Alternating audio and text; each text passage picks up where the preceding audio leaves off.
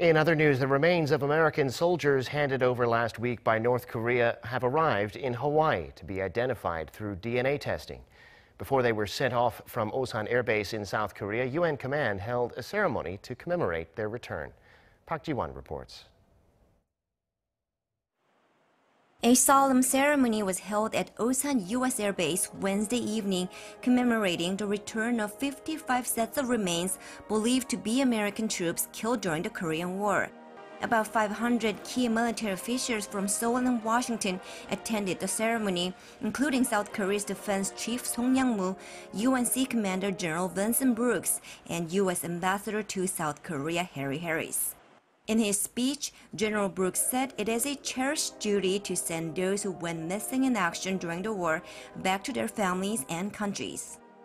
Encouraged by recent cooperation with North Korea on this humanitarian effort that enabled the transfer of 55 sets of remains on the 27th of July, last Friday, we have gathered as the successors of United Nations Command in the Republic of Korea and as the beneficiaries of the noble sacrifices of those who for a short while longer will remain nameless yet in our presence, to render our final salutes to them.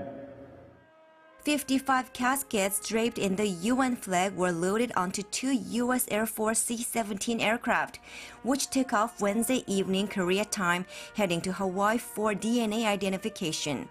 The remains had already been given a preliminary forensic review at Osan Air Base.